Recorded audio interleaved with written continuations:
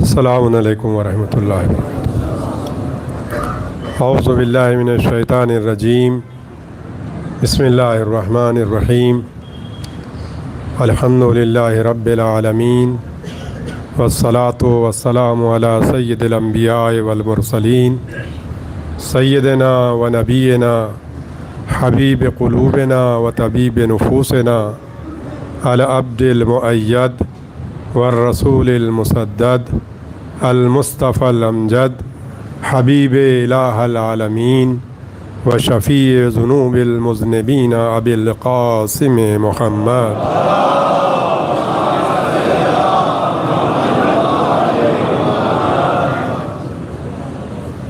ذرا آپ حضرات تھوڑا آگے تشریف لے آئے،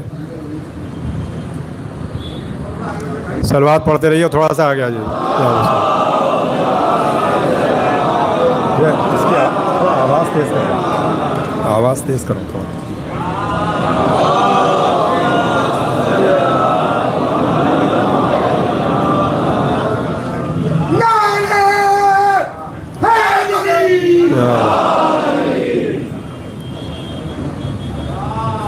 اللہم صلی علی محمد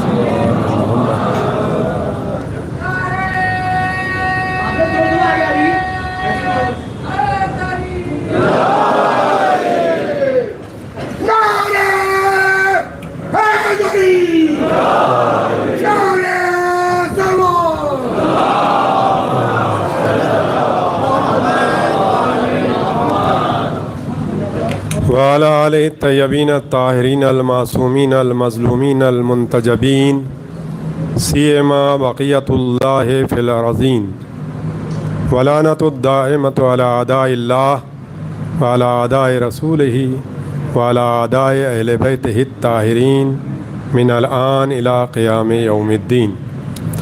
اما بعد، فقد قال اللہ الحکیم فی کتابہ الکریم وہو اصدق الصادقین وقولہ الحق۔ اعوذ باللہ من الشیطان الرجیم، یا ایتھا النفس المطمئنہ ارجعی الی ربک راضیۃ مرضیہ فادخلی عبادی وادخلی جنتی۔ عاشقان شہید مظلوم امام خامنائی رضوان اللہ تعالی علیہ، سب سے پہلے تو میں اس عظیم قربانی جو رہبر معظم نے دی ہے، اس کی مناسبت سے اہل بیت اطہار علیہ الصلاۃ والسلام، خاص کر ہمارے امام زمانہ عجل اللہ تعالیٰ فرج شریف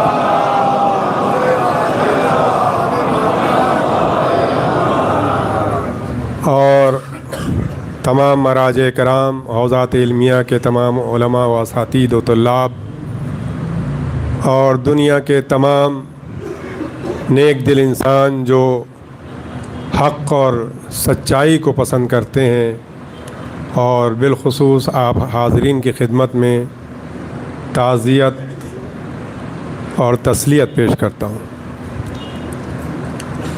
اچھا تو یہ ہوتا کہ ہم مر جاتے، ہماری عمریں رہبر کو لگ جاتی، وہ زندہ رہتے، لیکن قضا و قدر الہی، اس میں کسی کا بس نہیں چلتا۔ اللہ کی کیا حکمت ہے وہ بہتر جانتا ہے۔ یہ جو چند منٹ میرے اختیار میں ہیں تنظیم ماتم امروہہ کی جانب سے، اس میں 3-4 چیزیں میں آپ کے سامنے پیش کرنا چاہوں گا۔ ایک تو جو ہم آپ سے متعلق ہے، ایک دوسرا موضوع جو ہے وہ ہمارے ہندوستان کو لے کر ہے، جو دوسرے افراد ہیں، اور تیسرا موضوع جو ہے وہ بین الاقوامی سطح پر جو آرگنائزیشنس ہیں ان سے خطاب ہے، اور چوتھی چیز جو خود شخصیت رہبر ہے. دو چار چیزیں پیش کروں گا، اس سے آپ اندازہ لگائیں گے کہ آپ کتنی بڑی نعمت سے محروم ہو گئے. رہبر معظم کو یوں سمجھ لیجیے کہ ہم کہتے ہیں آغا خامنائی، آیت اللہ خامنائی. شاید بہت سو کو پورا نام بھی معلوم نہ ہو کہ آیت اللہ سید علی الحسینی خامنائی ان کا نام تھا. خامنائی جو کہا جاتا ہے وہ خامنہ ایک جگہ ہے مشہد کے پاس خراسان میں. خامنہ ایک جگہ ہے، جیسے آپ کے یہاں امروہہ ہے، نوگاواں ہے، لکھنؤ ہے، حیدرآباد ہے. تو جو اس جگہ کا ہوتا ہے اس میں ایک یہ لگا دی جاتی ہے امروہوی، لکھنوی، حیدرآبادی، الہ آبادی، جونپوری. اسی طریقے سے یہ خامنائی ہے، خامنہ جگہ ہے. وہاں سے چونکہ یہ متعلق تھے، وہاں کے یعنی ان کا وطن وہ تھا، اس لیے ان کو خامنہ کہا جاتا ہے. خامنہ سے خامنائی ہو گئے. آپ یہ دیکھیں کسی بھی شہر کو کوئی کیوں یاد کرے گا؟ خامنہ کا نام کسی کو پتہ بھی نہیں ہوگا. بہت سے لوگ جو اسی کے آس پاس کے ہوں گے ان کو معلوم ہوگا. خامنائی صاحب کے کمالات اور یعنی ایسے تھے کہ اب خامنائی صرف ایک شہر سے نسبت نہیں ہوئی، اب ایک کردار بن گیا، ایک شخصیت بن گئی. اب خامنائی کہا جاتا ہے تو ایک کردار ہمارے سامنے ابھر کے آتا ہے، ایک ایسا کردار جو ظلم کے پہاڑ کے مقابلے میں کھڑا ہو جاتا ہے، ہمالیہ بن کے کھڑا ہو جاتا ہے. ایسا کردار ہمارے سامنے آتا ہے.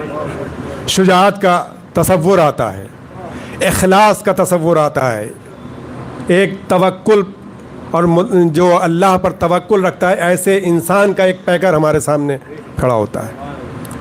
یہ ان کی خصوصیات تھیں جس نے لفظ خامنہ کو اتنی زیادہ اہمیت دے دی. اب یہ تاریخ میں ثبت ہو گیا، اب اسے کوئی مٹانے والا نہیں. موت کے سلسلے میں، شہادت کے سلسلے میں ان کی جو آرزو تھی وہ تو آپ کو پتہ ہی ہے. تعریف کتنی بہترین انہوں نے کی ہے، اور کس طریقے سے اپنی قوم کو وہ ہدایت کرتے تھے. کلپ آپ نے دیکھی ہوگی کہ ایک چھوٹا سا بچہ آپ کے پاس آتا ہے، بالکل چھوٹا سا، اور کہتا ہے آغا من میخوام شہید بشم، یعنی میں چاہتا ہوں کہ میں شہید ہو جاؤں. تو آپ مسکرا کے اس کے گردن سے گردن ملا کے کہتے ہیں بیٹا ابھی تم تھوڑا بڑے ہو جاؤ، خوب اچھے طریقے سے تعلیم حاصل کرو اور کچھ خدمت کرو، 80-90 سال عمر گزارو اور اس کے بعد میں شہید ہو جانا. یعنی ایک بچے کو جو شہادت کی آپ سے درخواست کر رہا ہے کہ میں چاہتا ہوں کہ شہید ہو جاؤں، اس کو کس طریقے سے اپنی عمر میں لا کے کھڑا کر دیتے ہیں. اور آپ دیکھیں آج کی شہادت کی عمر بھی جو ہے وہ 80 اور 90 کے بیچ کی تھی. یہ تربیت کا انداز تھا آپ کا. اس کے بعد میں کہتے ہیں شہادت کیا ہے؟ کہہ رہے ہیں کہ شہادت جو ہے، ایک صلوات بھیجے محمد والے وسلم.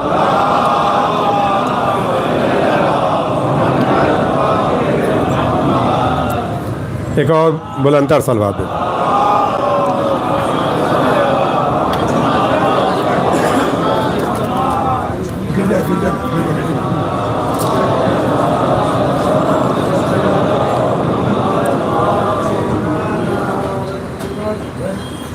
آپ فرماتے ہیں کہ ہماری زندگی بالکل برف کی طریقے سے ہے اور ہم برف بیچنے والے کے طریقے سے. برف اگر نہ بکے اس دن تو پگھل جائے گی، بہہ جائے گی. اگر خریدار نہ ملے تو یہ پگھل جائے گی. یعنی بتانا یہ چاہتے ہیں کہ ہماری یہ زندگی ہم چاہیں یا نہ چاہیں ختم ہو جائے گی، لیکن ہمیں اس کا ایک بہترین کسٹمر مل جاتا ہے، بہترین گاہک مل جاتا ہے ہمیں، اور وہ ہے خدا. کہ وہ کہتا ہے کہ تم اپنی جان ہماری راہ میں قربان کرو، ہم تو اس زندگی کو امر بنا دیں گے، اور اس کے عوض میں، اس پگھلتے ہوئے برف کے عوض میں تمہیں جنت عطا کریں گے. تو اب انسان کا کیا فیصلہ ہونا چاہیے؟ وہ برف لیے بیٹھا رہے، کوئی گاہک آئے یا نہ آئے، یا اپنے اس برف کو خدا سے معاملہ کر لے اور جنت خرید لے. یہ خامنائی صاحب نے شہادت کی تعریف کی ہے کہ ویسے بہت سخت ہے، جیسے نماز سخت ہوتی الا علی الخاشعین، لیکن اگر انسان اس دنیا کو دیکھ لے تو پھر اس کے لیے شہادت احلی من العسل ہو جاتی ہے، شہد سے زیادہ شیریں ہو جاتی ہے۔ پھر 18 سال کا کڑیل جوان بھی یہ کہتا ہے کہ اگر ہم حق پہ ہیں تو پھر کوئی فرق نہیں ہے، یا ہم موت پہ گر پڑیں یا موت ہم پر آ جائے، یہ حقیقت ہے۔ تو خامنائی صاحب کی شخصیت ہمارے جو اسلامی ماحول ہے اس میں یہ تھی۔ دنیا میں جو انہوں نے کارنامہ انجام دیا ہے وہ ایسا ہے کہ تاریخ میں اس کی مثال نہیں ملتی۔ امام حسین علیہ الصلاۃ والسلام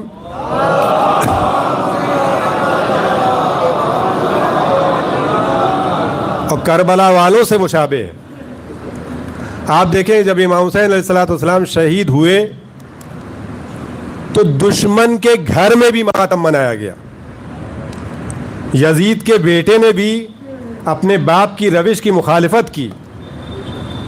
آج وہی منظر ہم یہاں دیکھ رہے ہیں۔ جس شخص نے رہبر معظم کو شہید کیا یا کرایا، اس کے گھر میں اس کے اوپر لعنتیں پڑ رہی ہیں، وہاں امام خامنائی کے نعرے بلند ہو رہے ہیں، وہاں لبیک یا خامنائی کے نعرے بلند ہو رہے ہیں۔ یہ ایک معجزہ ہے، یہ کتنی شباہت ہے۔ اس سے ہم محسوس کر سکتے ہیں کہ خامنائی صاحب اور امام حسین کے درمیان میں کتنی زیادہ محبت تھی کہ وہی چیزیں جو ہیں وہ ہمارے سامنے پیش آ رہی ہیں۔ دوسری بات جو عرض کرنا چاہتا ہوں وہ یہ ہے کہ ہم جو یہاں پر یہ جلسے منا رہے ہیں، جلوس نکال رہے ہیں، یہ ہماری کمزوری ہے۔ وجہ کیا؟ اگر یہ جلوس اور جلسے اس وقت نکلتے کہ جب اس خبیث نے یہ کہا تھا کہ ہم رہبر کو ٹارگٹ کریں گے، اس وقت اگر پوری دنیا سڑکوں پہ آ جاتی تو اس ملعون کی یہ جرأت نہ ہوتی کہ امام خامنائی پہ کوئی آنکھ بھی ٹیڑھی کر سکتا تھا۔ یہ ہماری کمزوری ہے، اور یہ میں بات اس لیے کہہ رہا ہوں کہ آئندہ کے لیے ہمیں ہوشیار رہنا چاہیے۔ ہم انتظار نہ کریں کہ وہ یہاں سے شہادت کا جام نوش کر کے چلا جائے، اس کے بعد میں ہم ماتم کرتے ہوئے نکلے اور جلسے اور جلوس برپا کریں۔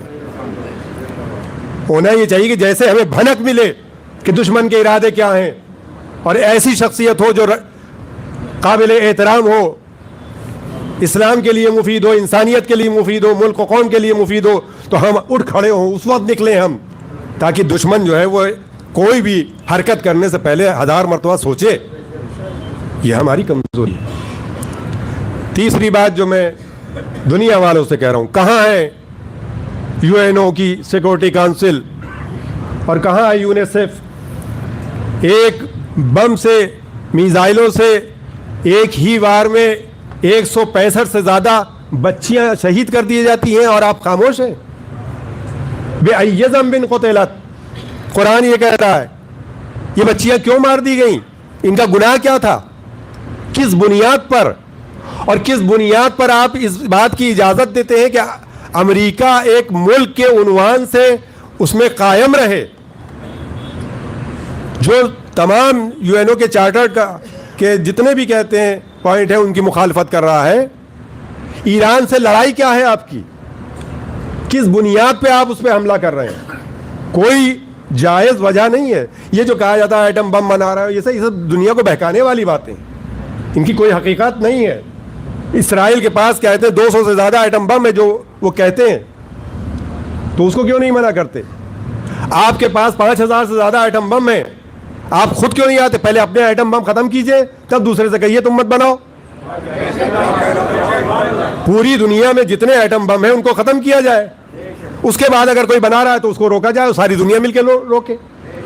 اور ایک شخص خود کہہ رہا ہے میں شرعی لحاظ سے جائز نہیں سمجھتا ایسا ایٹم بم بنانے کے لیے، اس کے بعد بھی آپ اپنی ضد پہ اڑیں گے، اور آپ ہوتے کون ہیں؟ یہ دنیا والے اور UN ان سے کیوں نہیں پوچھتی؟ اسرائیل کے لیے کہ بھئی اسرائیل وہاں پر قابض ہے اور اسے جگہ ملنی چاہیے، اور ایسا وہ گریٹر اسرائیل بنا رہا ہے، اس کے راستے میں کوئی آڑے نہیں آنا چاہیے۔ کیوں نہیں آنا چاہیے؟ فلسطین کے سلسلے میں ہے کہ بھئی وہ 2 نیشن سولوشن، میں بھی 2 نیشن سولوشن کا قائل ہوں، لیکن کون سی 2 نیشن سولوشن؟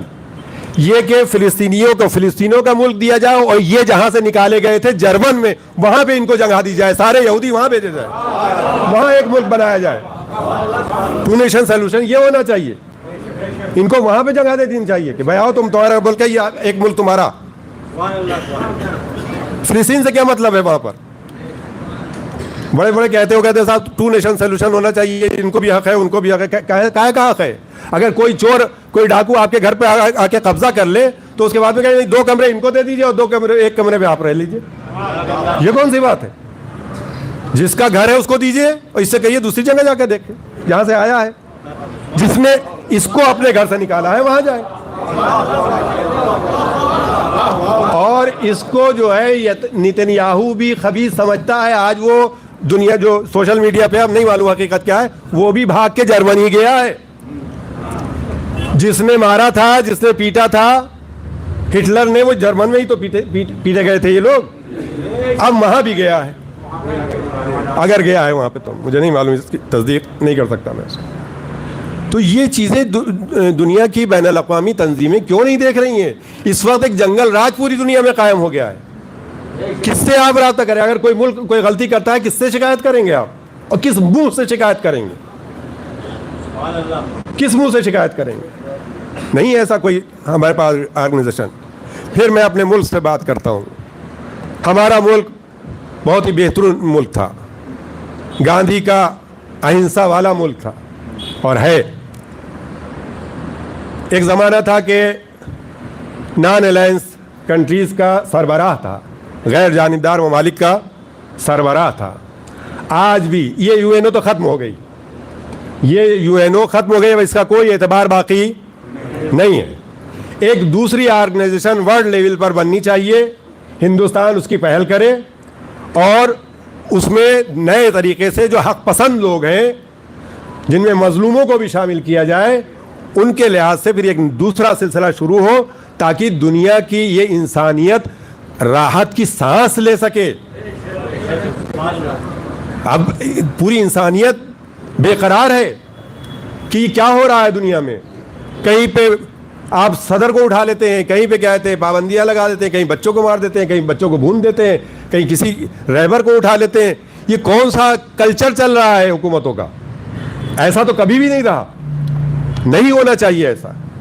تو ہمارے ملک کو پہل کرنی چاہیے اور ایک ایسی آرگنائزیشن بنانی چاہیے کہ جو تمام ملکوں کو ایک نیا پلیٹ فارم فراہم کرے, اور پھر اس لیول سے اگر امریکہ خطا وار ہے تو اس کے بھی ڈنڈے پڑنے چاہیے, اگر اسرائیل مجرم ہے تو اس کو بھی سزا ملنی چاہیے. یہ ایک سلسلہ ہونا چاہیے. اس کے ساتھ ساتھ ایک سوال یہ ہوتا ہے کہ ہم ہندوستان میں ہیں, خامنہئی صاحب ایرانی تھے, تو بھائی وہ وہاں تھے, تم سے کیا مطلب اس سے, تم کیوں روتے پھر رہے ہو؟ تو اس کے لیے میں شیخ سعدی کے وہ 4 مصرے پڑھوں گا کہ بنی آدم اعضائے یک دیگر ہیں. تمام انسان جو ہیں وہ ایک دوسرے کے اعضاء ہیں. کہ در آفرینش ز یک جوہرن, کہ پیدائش کے لحاظ سے ایک ہی ہیں, 2 آنکھیں ہمارے ہیں, 2 ہاتھ ان کے ہیں, سب کے ایک ہی طرح کا معاملہ ہے. چو عضوی بے درد آورد روزگار, اگر کبھی زندگی میں کسی کے ایک پارٹ آف باڈی میں درد ہوتا ہے, اعضائے دیگر را نماند قرار, تو دوسرے اعضاء بھی بے چین رہتے ہیں. آنکھ میں درد ہے تو ہاتھ بھی اٹھ کے وہیں پہ جائے گا, سر میں درد ہے تو سر کی طرف ہاتھ بڑھے گا, سوچ بھی ادھر ہی کہ کیسے درد کو دور کریں. اگر ہماری زبان بھی کھلے گی تو درد کو وہ کہیں گے فلاں ہمارا سر ہی دوا دو یا دوا لا دو, ڈاکٹر کے پاس جائیں گے. یہ ساری چیزیں جو ہیں یعنی پورا جسم جو ہے ہمارا اسی کی طرف متوجہ ہوتا ہے. پھر آگے کہتے ہیں کہ تو کہ از غم دیگران بھی خبری نہ شاید کہ نامت نہند آدمی, تم جو دوسروں کے غموں سے بیزار ہو تو مناسب نہیں ہے کہ تمہیں انسان کہا جائے.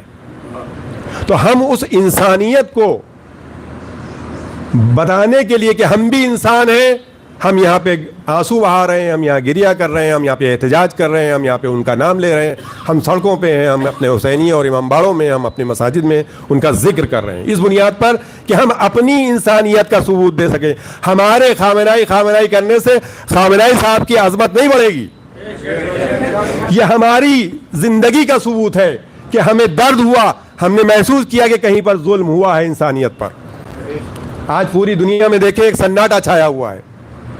میں نے اپنی حقیقت بتا رہا ہوں کہ میں بہت سے خوشی کے پیغاموں میں بھی جب گیا ہوں اس دوران میں، کئی 2-3 سالوں میں، تو وہاں پہ خوشی کی وہ فضا نہیں دکھائی دیتی۔